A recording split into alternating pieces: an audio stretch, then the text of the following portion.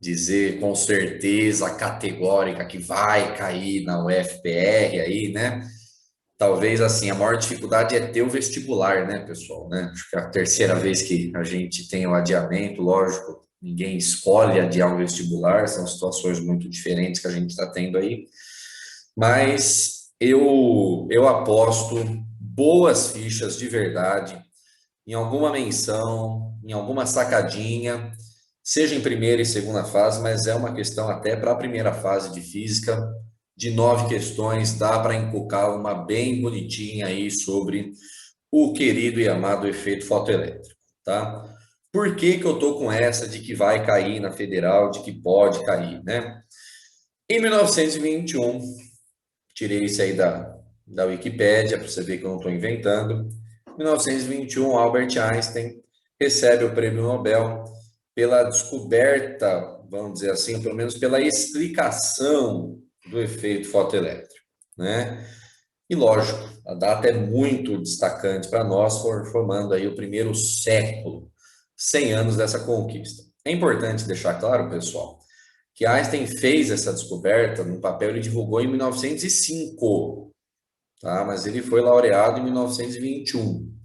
Então, como acaba contando para nós, né, os 100 anos da sua premiação agora, nesse momento, é muito destacante. Einstein, ele ficou famoso por causa da teoria da relatividade, mas Einstein não ganhou um tostão por causa disso, tá? O prêmio em dinheiro foi no Nobel do efeito fotoelétrico, tá? E a gente tem um destaque grande, que se a gente olha aqui no edital da UFPR, tem lá os tópicos de todas as disciplinas que são cobradas. Eu tirei um print aqui do site, e o último tópico ali embaixo, ó, tem lá ondulatório, eletromagnetismo, ótica, antes veio lá termodinâmica, mecânica, veio tudo divididinho. Aí aqui embaixo, ó, tópico 3.2.1.7, física moderna. Dentro do tópico de física moderna, tem 3 caras que podem cair, que estão como assuntos possíveis da Federal do Paraná. E um deles está lá, o efeito fotoelétrico.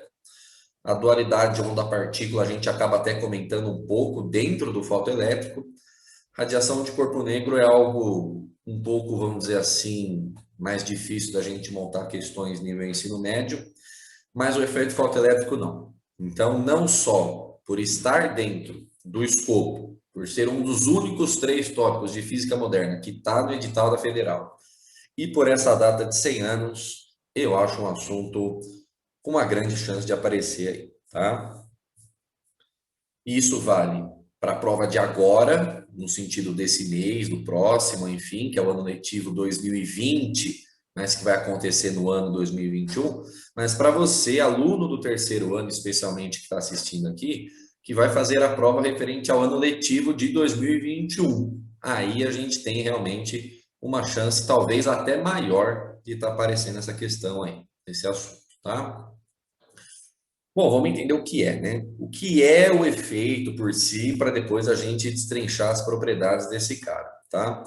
Pessoal, percebeu se isso já era um efeito? Einstein não descobriu o efeito, né? Einstein descobriu a explicação. Era um efeito já relativamente conhecido há uns anos anteriores do surgimento aí da explicação de Einstein em 1905. Percebia-se que a gente pegava um material metálico e pela ligação metálica que se aprendeu lá no primeiro ano, a gente percebe que esse cara ele tem uma quantidade muito grande do que nós chamamos de elétrons livres. É a forma como a ligação metálica é mostrada para nós aí na atomística e da química, né? Quando este material metálico, com vários elétrons livres, sofria uma cacetada de radiação, entenda, pessoal, radiação não algo necessariamente radioativo, são coisas diferentes. A gente pode dar um exemplo muito mais simples que é da luz. Quando você jogava uma certa luz numa determinada ali condição específica, que é uma forma de radiação, um pouquinho de elétron conseguia ser arrancado desse material metálico. Quando o elétron ele é arrancado do material metálico, ele recebia um outro nome. A gente chamava esse material, esse carinha de fotoelétron. Tá? A gente vai entender por que, de onde vem esse prefixo fóton. O pessoal que teve ótica aí conosco no final do ano passado talvez já lembre dessa ideia. Isso é efeito fotoelétrico. É a ejeção, né, no sentido de estar sendo ejetado, solto do material ali, um elétron, e esse elétron foi solto mediante o bombardeamento de algum tipo de radiação. E o mais fácil de ser feito, de ser percebido na natureza, é a radiação luminosa, tá? Como o assunto de física moderna de ensino médio, pessoal, a gente vai tentando apenas fazer assim alguns encaixes à medida que vamos dizer assim, que a oportunidade surge. Mas se você pegar assim uma apostila do ensino médio e tá lá, tópicos em física moderna, a gente não tem isso.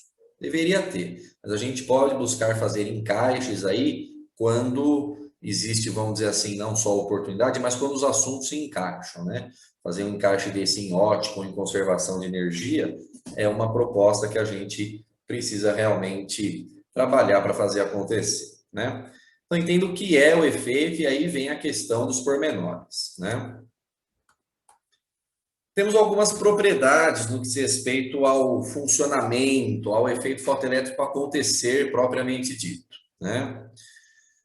Aqui a gente começa a perceber a chamada dualidade onda-partícula, né? Este é um experimento, pessoal, que mostrou a natureza corpuscular da luz. O que é corpuscular? A natureza de um corpo, a natureza de uma bolinha de sinuca.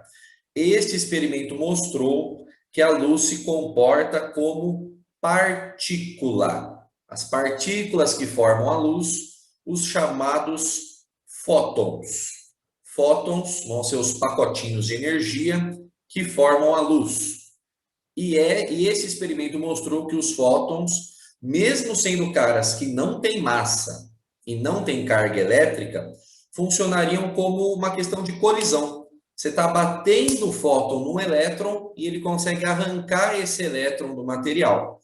Por isso que o elétron que é ejetado, ele é chamado de fóton-elétron, porque foi o fóton que arrancou esse cara. Esse prefixo fóton, você já deve ter visto muito ele por aí. Hoje a gente usa ele totalmente relacionado à luz. Quando você aperta um botão do seu celular e você tira uma gravura relacionada à luz que você incidiu ali no material, você chama isso de fotografia.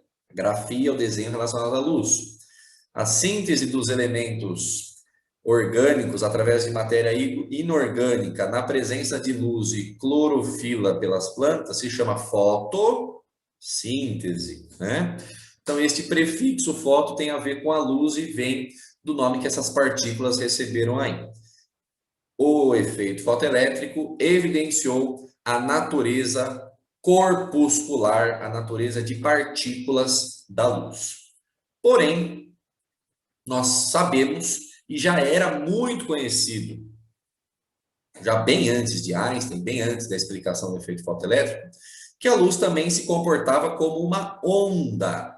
E existem muitos experimentos, um famosíssimo, que é objeto de desejos de muitos alunos por aí da gente estar realizando, que é o efeito, que é o experimento da dupla fenda. A dupla fenda de Young, pessoal, olha a data, mais de 100 anos antes de Einstein, Young já comprovou que a luz se comportaria como uma onda, através de fenômenos de interferência e difração, que o pessoal que está no terceirão já viu no final do ano passado, e o pessoal que está no segundo ano, daqui a pouco vai chegar o seu momento. Fenômenos ondulatórios, interferência, difração, reflexão, refração, fenômenos apenas ondulatórios e que a luz sofreu através desse experimento comprovado por Young. Então, está aqui a questão do que é a natureza dupla da onda. Dupla da luz, melhor dizendo. Ela pode se comportar como onda, pode se comportar como partícula. Nunca os dois ao mesmo tempo, viu? Nunca os dois ao mesmo tempo, dependendo da circunstância, luz como partícula, dependendo da circunstância, luz como onda. Isso ficou evidenciado através da chamada dualidade onda-partícula, equacionada pelo Louis de Broglie, que ganhou o Nobel de 29, através dessa dualidade onda-partícula. Do lado direito aqui temos o experimento da dupla fenda, Você que tem curiosidade, vídeos curtos que mostram como que esse cara acontece, é divertidíssimo, né? Muito bonitinho esse experimento acontecendo aí na prática, tá? Que mais que mandaram aqui para nós aqui? O fóton, ele é irredutível? Sim, pessoal, o fóton, ele é uma partícula fundamental, tal qual é o elétron, tá? Não tem nada dentro do fóton. A luz que a gente enxerga, ela é de natureza ondulatória? Sim. A luz visível, de como a gente evidencia ela aqui, porque a gente vê como um fenômeno de reflexão, que é o que está acontecendo, por exemplo, aqui do sol batendo de cara na minha janela metálica e me deixando no fundo todo branco aqui. Isso é por reflexão. Este é um fenômeno 100% ondulatório. 100% ondulatório, tá? São poucas situações práticas que a gente evidencia o comportamento corpuscular da luz, mas ela está aí, tá? Muito bem. Esse pano de fundo ajudou a desenvolver algumas teorias aí, a comprová-las separadamente, e depois o de Broglie chegou e conseguiu juntar nessa questão do comportamento duplo, dual da luz, onda, partícula, tá bom? Muito bom, beleza. Agora vamos ao problema. Por que que a explicação deste efeito valeu um Nobel? Depois você pesquisa em dinheiro de hoje quanto vale ser laureado um prêmio Nobel em qualquer categoria, seja da paz, da literatura, da física ou da medicina. Depois dá uma olhada em dinheiro de hoje, quanto vale ganhar um prêmio desse. Dá para pagar uns boletos, viu, pessoal? Dá para pôr umas contas de luz atrasadas em dia aí, tá? Qual era o problema? Por que que valeu tanto a explicação?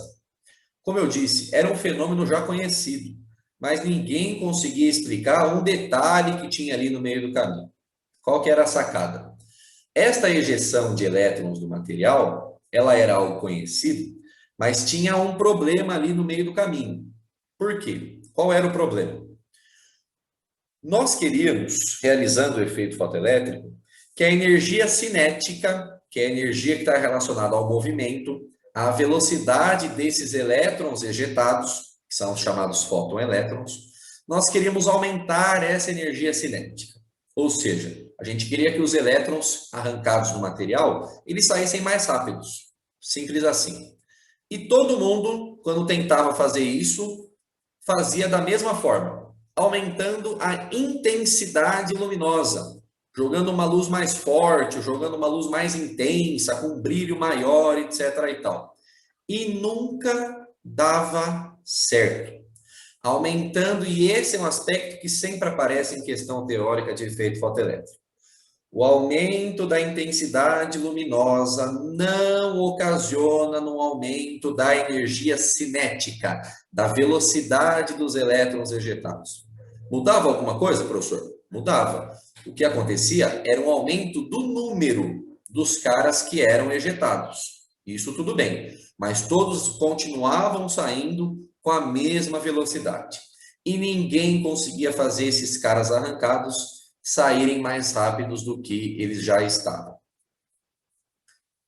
Aí veio a sacada.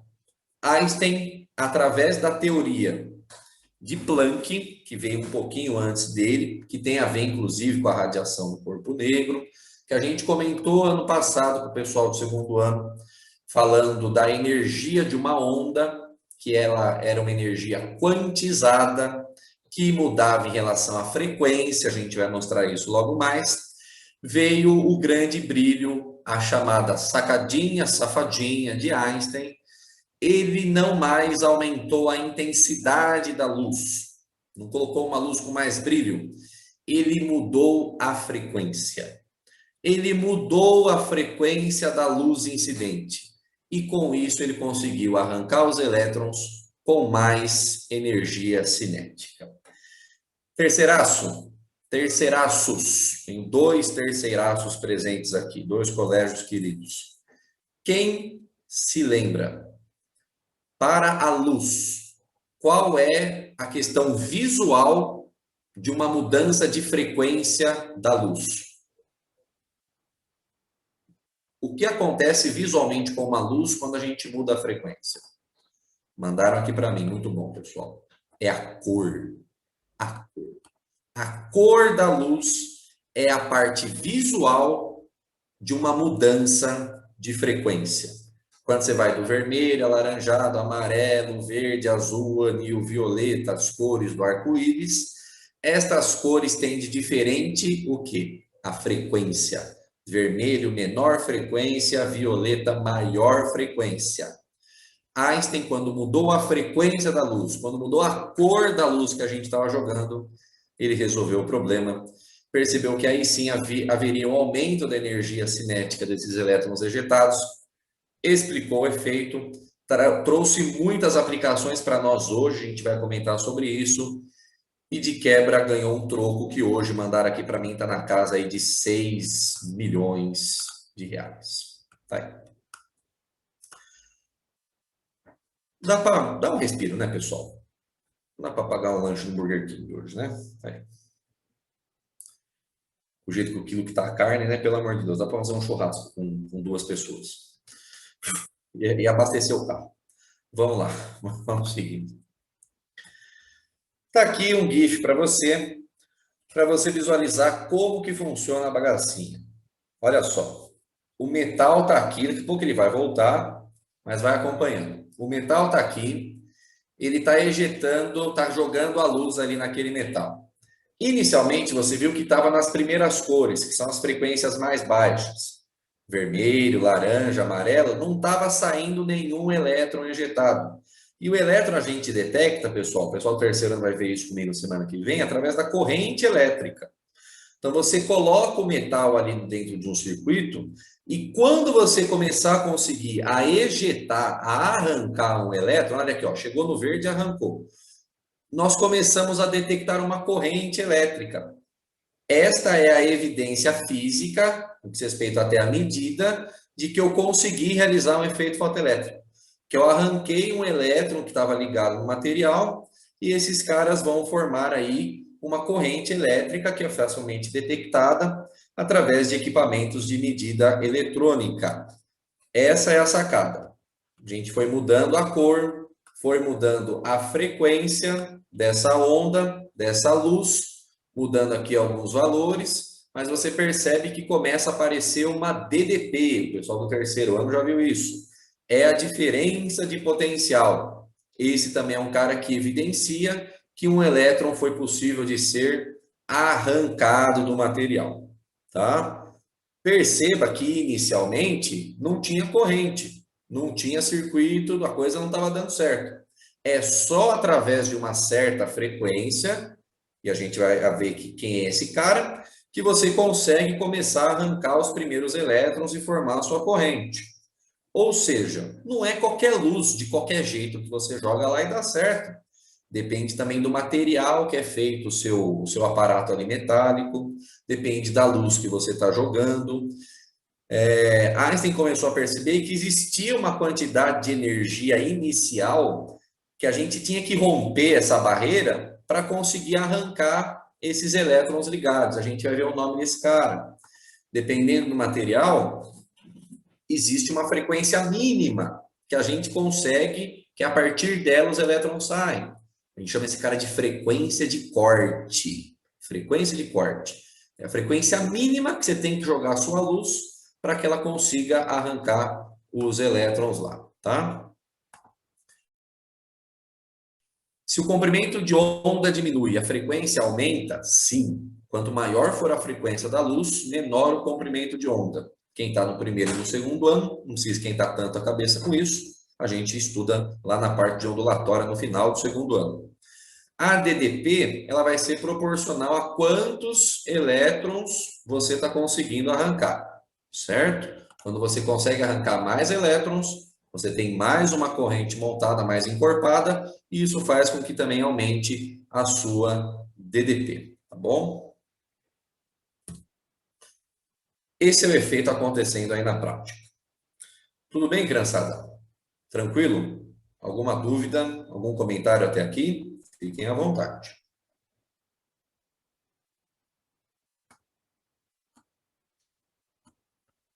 Vamos seguindo então.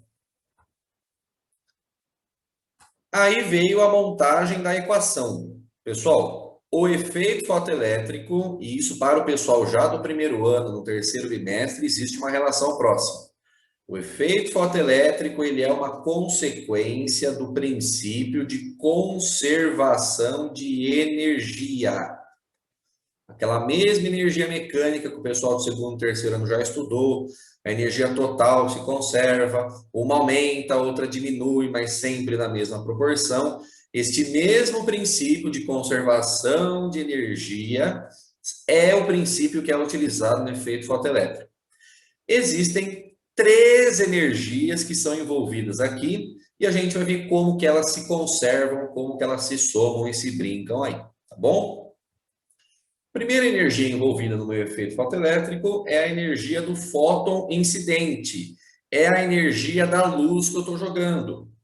E foi aí a sacada do Einstein, né? Porque ele pegou a equação de Planck, que a gente aprende no finalzinho do segundo ano, e percebeu que essa energia dependia da frequência, E igual a HF. Quanto maior a frequência da luz, da onda, né? Maior será a energia. Foi isso que Einstein fez, mudou a frequência, melhorou a energia que o cara estava dando, né? Este Hzinho bonitinho, nós já comentamos, a famosa constante de Planck, para você que já assistiu Coisas Estranhas, aquele famoso seriado que passa no SBT, né? Coisas Estranhas.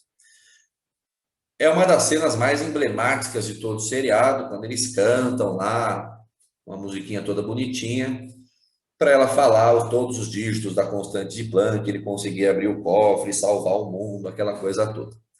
Na famosa equação de Schrödinger, da física moderna, essa equação tremendamente importante aqui do lado direito, tem um Hzinho aqui também. A constante de Planck também aparece na equação de Schrödinger, tá?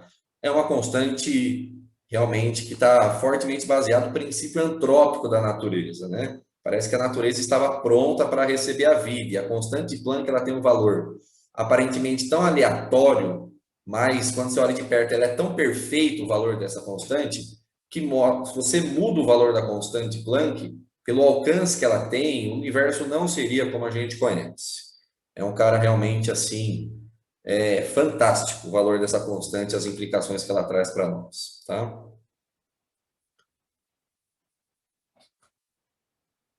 Você vê como as opiniões elas são diferentes, né? Tem gente que falou, essa parte do seriado é horrível, é uma sequência horrível. Tem gente que falou, ai, como que ele chama, ai, que série maravilhosa.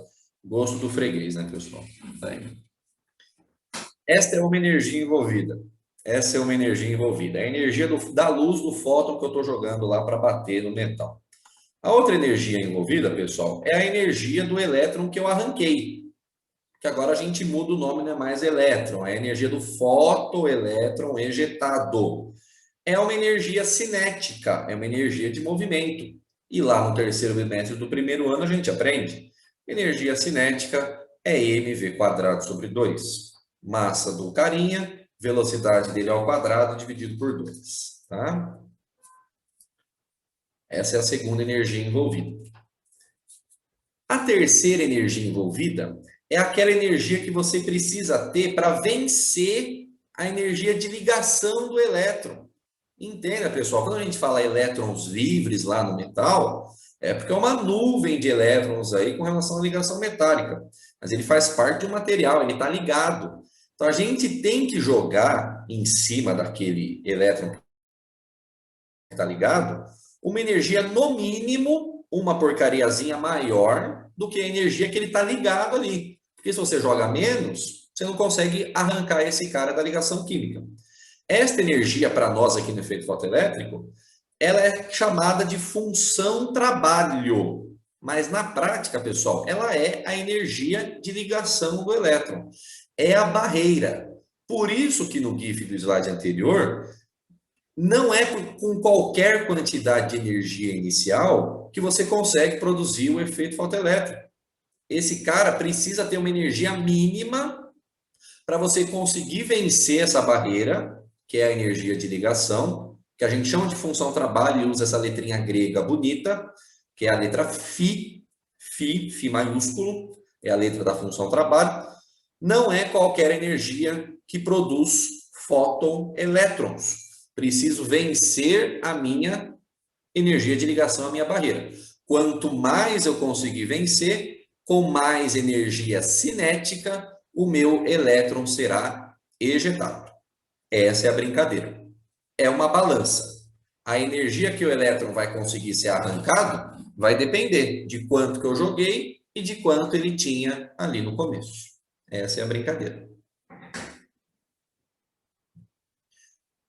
E com essa ideia de três energias que eram extremamente conhecidas já na época, Einstein monta uma equação extremamente simples, bonita, organizada, não tem nenhum fator assim tão diferente para ser calculado, é apenas uma equação de conservação de energia, tá?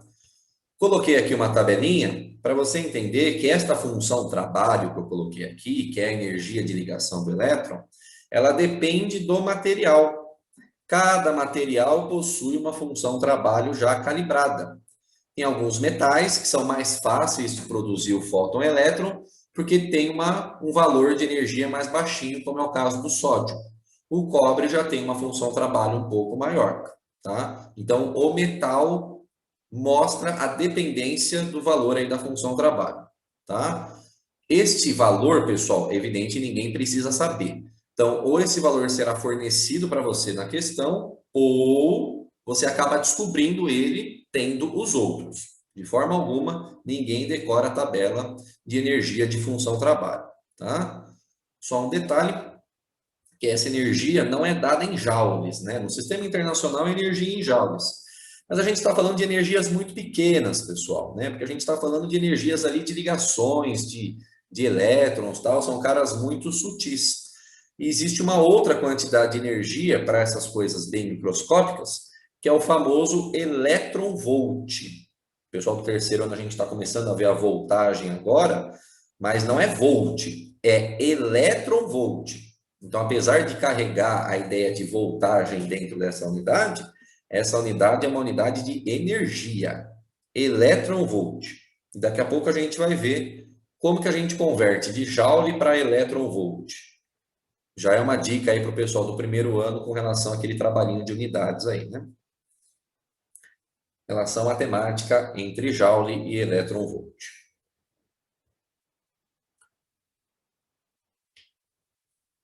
Eu posso disponibilizar esses slides, sim, não tem nenhum problema. Eu mando pela professora Analine, como ela tem os e-mails de quem fez as inscrições aí ela encaminha para vocês. De minha parte, não tem nenhum problema, tá bom? Muito bom. Aí veio a equação. Equação da conservação de energia. Algo muito, assim, tranquilo, vamos dizer, de ser montado, tá? Mas que foi a equação que valeu 6 milhões de reais em dinheiro de hoje. Tá aqui, ó. Esta é a equação do efeito fotoelétrico, utilizando exatamente as três energias do slide anterior. A energia que o elétron vai sair correndo, que é a energia cinética, é a diferença entre a energia inicial, que a gente deu ali para a luz, a energia do fóton é o HF, menos uma energia que você tem que vencer, que é a sua barreira, que é a função trabalho, que é aquela energia de ligação, tá? Esta é a equação do efeito fotoelétrico. Prof, Oi? você pode repetir rapidinho só essa parte que você falou do enunciado da questão? Da equação? Enunciado da equação, pois É não. que você... Ah, tá, desculpa. Claro, a energia que o elétron sai, que o fóton elétron sai, é a energia cinética, que está aqui do lado esquerdo, ela depende de um balanço de energias. O quanto de energia eu dei para o meu fóton inicial, que é esse HF que está aqui, menos uma energia que eu precisei vencer de barreira, que é a função trabalho, que é a energia de ligação que o elétron tinha lá no material metálico. Então, quanto eu dei, menos o quanto que ele precisava para sair, essa sobra, esse saldo de energia, é a energia cinética, que se vai transformar em velocidade que o elétron é ejetado. É uma ideia básica de conservação de energia. Por que menos aqui? Porque essa função trabalho só atrapalha, vamos dizer assim. Essa função trabalho é a barreira que eu tenho que vencer para que o elétron consiga sair ejetado com uma certa velocidade. Por isso que é menos. É como se fosse uma energia realmente que está atrapalhando o elétron ser ejetado e conseguir ter uma certa velocidade. Então, a energia que eu dei, menos o quanto que o cara estava sendo seguro ali no material, é a energia que ele vai conseguir sair, é a energia cinética. Essa é a equação do efeito fotoelétrico. Tá aí. Muito bom.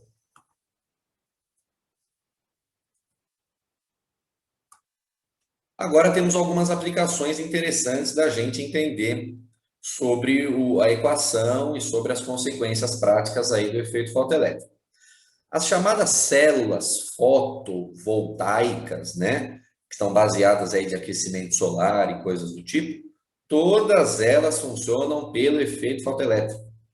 Todas. Você está incedindo ali uma energia na forma de luz, é uma radiação, é uma placa metálica, esse cara vai ejetar ali fóton-elétrons que vai produzir a energia elétrica para aquecer o chuveiro, para ligar a lâmpada, etc. e tal.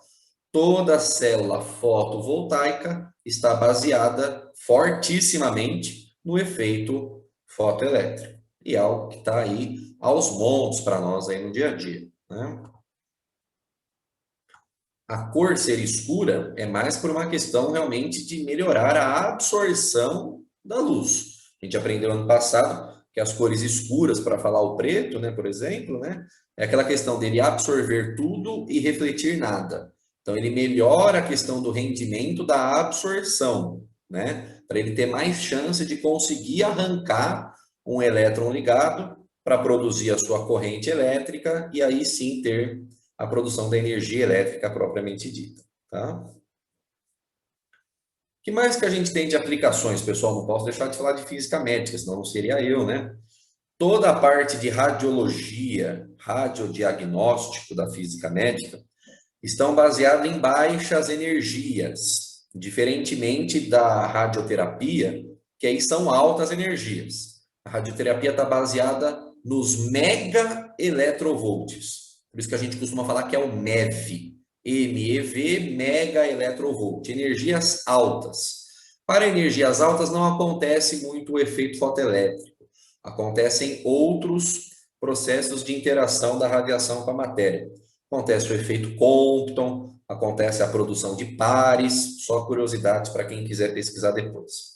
Mas para a radiologia, para o radiodiagnóstico, são energias mais baixas. São as energias de quiloeletrovolts, os KeVs.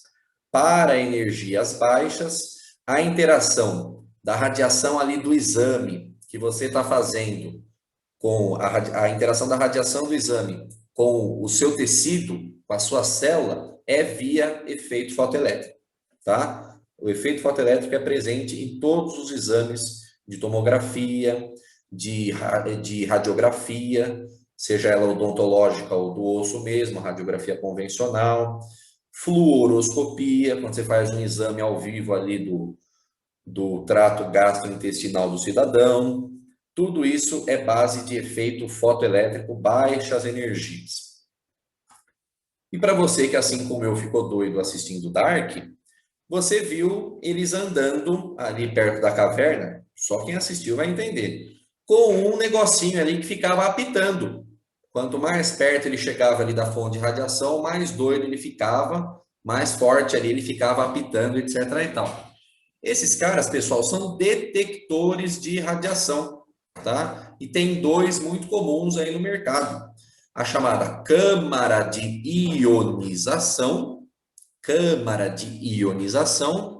e o famoso contador Geiger, o Geiger-Miller, em homenagem aos caras que trabalharam com isso aí, o Geiger e o Miller. Ficou o nome do equipamento. São detectores de radiação que funcionam na base do efeito fotoelétrico. Vem uma energia de fora da radiação ali ionizante, arranca um elétron que está ligado ali no seu circuito, né? de tal forma que ele forma uma coisa que a gente chama de cascata, é uma cascata eletrônica. Um elétron bate no outro, que bate no outro, forma uma cascata, forma uma corrente, e aí ele mede, ele transforma essa corrente pela eletrônica do material, né? Ele transforma essa corrente num valorzinho ali do ponteiro. Quanto mais elétrons foram ejetados, maior vai ser a medida. Por quê? Porque tinha mais energia inicial. Aí que o cara fica apitando, mostrando, ó, tem muita radiação aqui, toma cuidado, certo? Estou mandando aqui no chat para todos, que não é um nome muito comum, né? O nome do segundo contador de radiação ali que eu falei, tá? Estou mandando no chat, é o contador Geiger-Müller, tá? Só que eu mandei no privado, então peraí, vamos de novo, que eu mandei errado para todo mundo. Contador Geiger-Müller, pronto, foi para todo mundo aí, tá? Tem um trema acima do, por isso que não fica Müller, fica Müller, tá aí.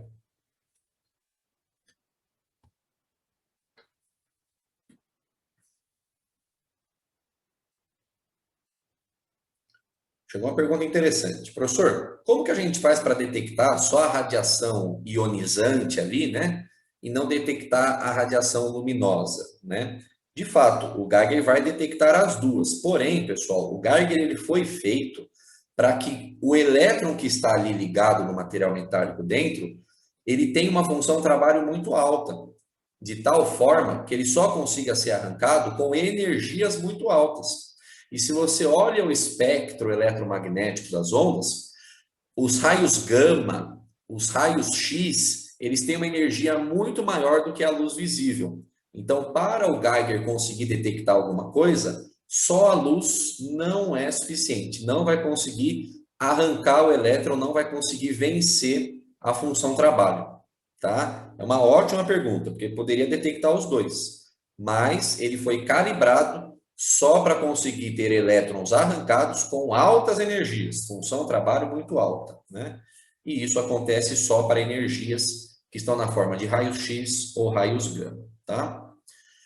Os dois detectores que eu falei, pessoal, tanto a câmara de ionização como o Geiger, são detectores de radiação ionizante, tá?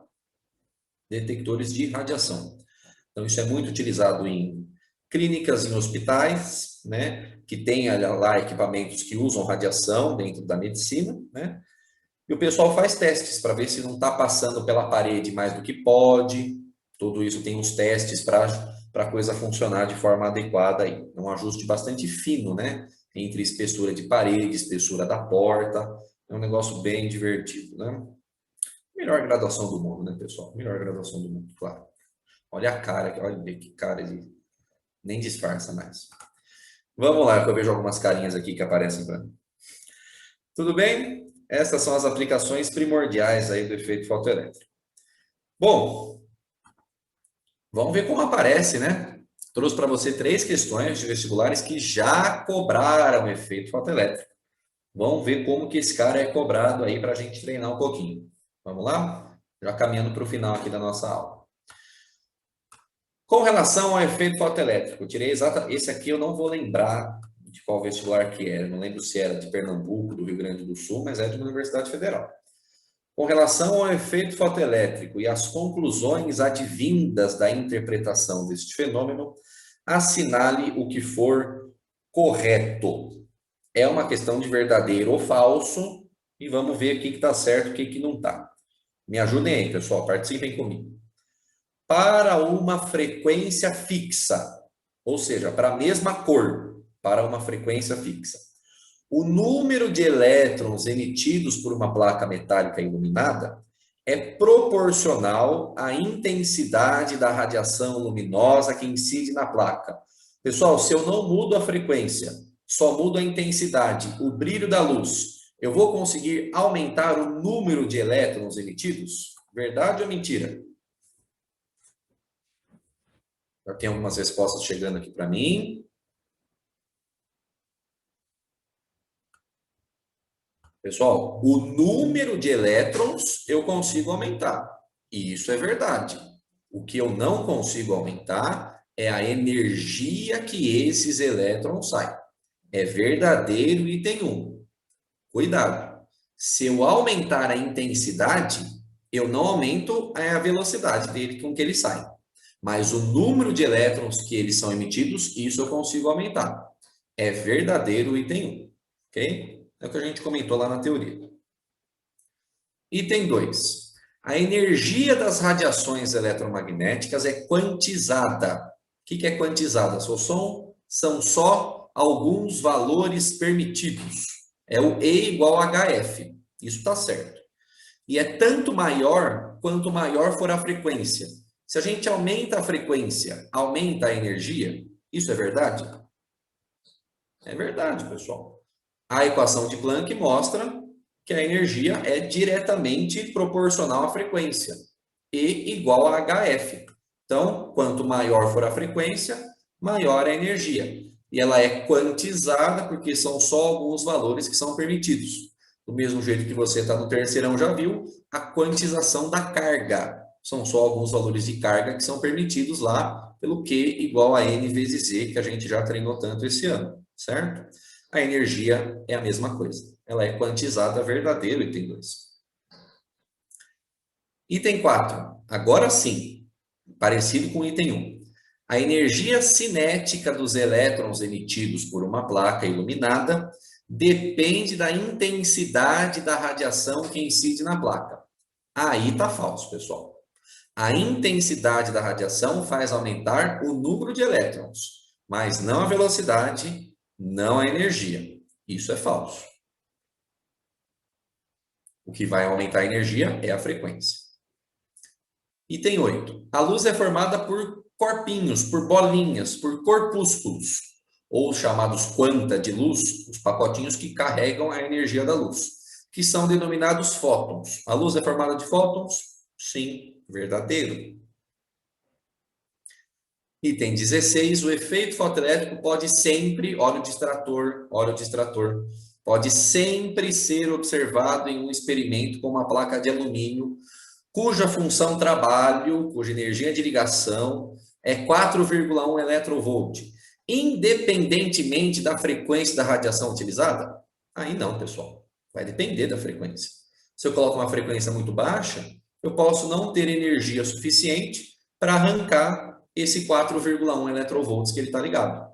Então, depende sim da frequência. É falso. 1, 2 e 8 corretos, tá aí. Questão, agora sim do Rio Grande do Sul, acho que aquela lá era do Nordeste, se não me falha a memória. Considere as seguintes afirmações sobre o efeito fotoelétrico. Item 1. O efeito fotoelétrico consiste na emissão de elétrons por uma superfície metálica atingida por radiação eletromagnética. Tá certo isso, pessoal? O efeito fotoelétrico consiste na emissão de elétrons por uma superfície metálica atingida por radiação eletromagnética? Tá certo, claro. É a própria ideia do efeito por si só, né? Não precisa ser luz, qualquer radiação. Mas tem que ser eletromagnética, sim. Verdadeiro. Item 2. O efeito fotoelétrico pode ser explicado satisfatoriamente com a adoção de um modelo corpuscular da luz. Pessoal, o efeito fotoelétrico mostra a natureza ondulatória ou natureza corpuscular da luz? É corpuscular, né? Os fótons acabam funcionando como bolinha, colisão. Arranquei na unha o elétron que estava ligado lá. Verdadeiro. Item 3. Uma superfície metálica fotossensível somente emite fóton-elétrons quando a frequência da luz incidente nessa superfície excede um certo valor mínimo, que depende do metal. Perfeito, pessoal. É só a partir de uma certa frequência que eu terei energia suficiente para conseguir arrancar o elétron e aí formar o efeito propriamente dito. E essa função, a gente viu, a função trabalho depende do metal.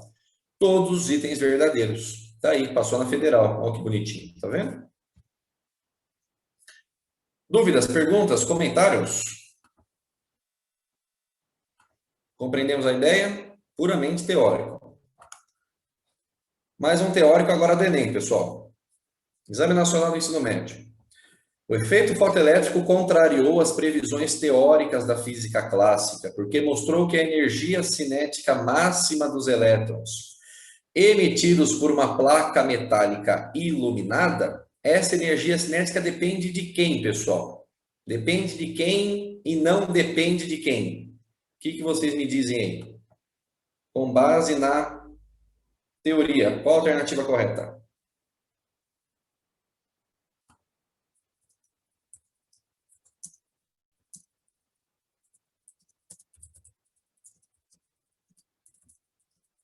Já chegou a resposta, estou esperando você.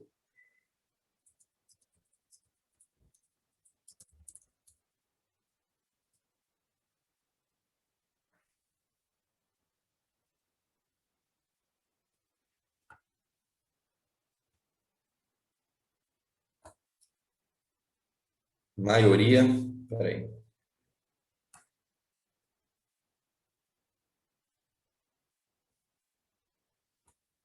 Uma pergunta que chegou importante aqui. Professor, o que acontece no meio do caminho para o elétron se transformar em um fóton-elétron? Pessoal, é só um nome.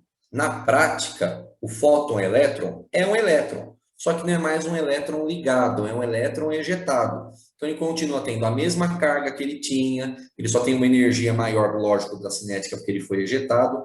É só um nome, é só uma nomenclatura. Mas o fóton-elétron continua sendo um elétron, só que agora ele foi arrancado do material, tá? Parabéns para você que mandou a alternativa E. Alternativa E, pessoal. A energia cinética depende da frequência e não depende da amplitude da radiação. O que é essa amplitude, pessoal? É a intensidade, tá? A gente aprendeu ano passado lá em ondulatório, quando a gente for ver do som, quando a gente for ver as propriedades do som, lembra? Aquela ideia de som forte, né? É a amplitude do som, o volume do som. Aqui é a mesma ideia. A amplitude da luz seria o brilho da luz, né? A intensidade. Só depende da frequência a energia cinética e não do brilho que a gente joga. Muito bom, criançada. Eu quero te deixar muito tranquilo, porque a maioria das questões que são cobradas de efeito fotoelétrico são desse tipo. Teóricas, analisando item por item, quais são as propriedades que são mais presentes. Eu só quero fazer rapidinho, sem você esquentar muito a sua cabeça, eu não quero que você se preocupe com isso, um exercício numérico, para você ver que pode aparecer. É o mais comum? De forma alguma. Mas só para você ver que tipo de continha a gente costuma fazer. Olha só. O césio metálico tem a função trabalho, tá vendo? Ó, um valor fixo dado para você. Então tem que preocupar a cabeça. Função trabalho do césio, 1,8 eletronvolt. Qual vai ser a energia máxima dos elétrons, em eletronvolt, a energia cinética, que eles vão escapar da superfície do metal quando a gente iluminar esse metal com uma luz ultravioleta, e ele deu para você o comprimento de onda, valendo 327 nanômetros. Como eu disse, pessoal, no momento que nós estamos aqui, a gente precisa de alguns pré-requisitos para resolver esse exercício. Todas as equações que são necessárias, o pessoal do terceiro ano já viu, porque a gente vai precisar da equação do efeito fotoelétrico, né? E uma equaçãozinha lá de ondulatória, que a gente aprende no final do segundo ano, tá? E aqui aparece aquela relação que eu falei para você, entre o eletronvolt e o joule. Olha esse número aqui, terceirão. Olha esse número, terceirão. 1 eletronvolt é igual a 1,610 a menos 19 joule. Você já viu esse número muitas vezes por aí, né? Muito bom. Ele te deu o valor da constante de Planck e te deu o valor da velocidade da luz. Olha quantos dados vão ser necessários. É só para você ver o que aparece por aí. Não precisa esquentar a cabeça. A nossa parte base para resolver é a equação do fotoelétrico. A energia cinética, que é a pergunta do exercício, é a subtração do HF menos a função trabalho. A função trabalho, o exercício já me deu, está no enunciado. Vale 1,8 eletronvolt. É um valor fixo do metal. A constante de Planck, que é o H, ele também já me deu. Então, cabe a nós calcularmos a frequência. Como que a gente vai calcular a frequência, pessoal? Quem lembra do ano passado, a equação mais famosa da ondulatória? Vamos ler Ferida. Ah, que alegria, que nojo, professor. Credo. V igual a lambda F. Velocidade é igual ao comprimento de onda vezes a frequência. Só que nesse caso é a velocidade da luz, né? 3 vezes 10 elevado a 8. Como eu quero isolar a frequência, eu vou passar o comprimento de onda dividindo. Aí fica a frequência é igual à velocidade da luz, dividido pelo comprimento de onda que ele me deu, está aqui no enunciado, né? Então, olha aqui, ó. O HF, eu vou calcular ele separadinho, para depois eu substituir ali em cima, tá bom? O HF quem é? A constante, que está no enunciado, 6,63 10 a menos 34. Não se preocupe com os números, pessoal. Se preocupe com a ideia. Multiplicando a frequência. Só que a frequência é C sobre lambda. O C, 3 vezes 10 elevado a 8. O lambda, 327 nanômetros. Olha o nano aí, ó. Todo mundo já sabe. Nano é 10 a menos 9. Se você brincar aqui com os números e multiplicar tudo bonitinho, número com número, potência com potência, você chega nesta energia em joule. Em joule. 608, 10 a menos 19. Só que ele quer fazer conta, criança, usando o eletronvolt. Aí você converte, tá? Faz a regrinha de 3. 1 eletronvolt vale 1,6 10 a menos 19 joules. Faça essa regrinha de 3 que você vai chegar na energia do fóton que a gente está jogando ali, do ultravioleta, 3,8 volts. Os números são um detalhe. O importante é o passo a passo. Tendo o HF e tendo a função trabalho, aí é só subtrair um do outro. HF 3,8 eletronvolt, menos o 1,8 da função trabalho, estes elétrons sairão com uma energia de 2 elétronvolts. Tá aí. O C, que está aqui, é a velocidade da luz, certo? A equação é V igual a lambda F, mas como é a velocidade da luz, a gente costuma usar a letrinha C, tá bom? Pronto, pessoal. Tá aí. Fechamos. Tá feito. A minha aposta que para ou esse ano, no sentido dessa prova, ou para a sua prova, aluno de terceiro ano no fim do ano, completando exatamente os 100 anos, é uma questão teórica de efeito fotoelétrico. É uma homenagem, assim, quase que imediata, que eu acho que vai pipocar por aí vestibulares do ano letivo 2021. Fiquem atentos, especialmente as questões teóricas das propriedades, algo realmente muito comum, tá? A última linha, só para a gente terminar e já encerrar. Esta conversão tem que ser de joule para eletronvolt, né? Então, você teria que, basicamente, só dividir esse número aqui por 1,6, né? 6,08 dividido por 1,6, já que a potência, os dois estão 10 a menos 19, né? É aí que chega o 3,8 na unidade que ele pediu, tá bom? Queridos, tá feito. Essa era a ideia. Espero que tenha servido de alguma forma para você. Para o pessoal aí que está começando a caminhada do ensino médio, espero que você não tenha se assustado com as equações que você não viu, mas é para você ver quanta caminhada tem pela frente. O pessoal do terceiro ano, quando a gente fala isso, dá aquela risada, né? Fala assim, vocês não sabem o que vai acontecer ainda, né? Mas eles enxergam vocês, pessoal do terceiro ano, como realmente mentores, viu? Não se esqueçam disso. Ajudem eles aí na caminhada, do mesmo jeito que vocês olhavam o pessoal do terceiro ano com aquele olhar de admiração e tal. Ajudem eles aí na caminhada. Tem muita coisa para acontecer ainda. Querido, espero que tenha ficado mais clara a ideia. Agradeço muito, muito mesmo a presença, a participação de vocês. Querendo tirar alguma dúvida, bater algum papo mais específico, vocês sabem onde me procurar, a gente sempre está à disposição de vocês, tá bom? Um grande e carinhoso abraço fraterno para todos. Se cuidem, se cuidem. Ótimo fim de semana para vocês. Saúde para todos. Até semana que vem, galerinha. Tchau, tchau. Até mais. Tchau, prof. Tchau, Valeu. professor. Falou, Tchau, professor. lindezas. Valeu, tamo junto. Tchau, professor.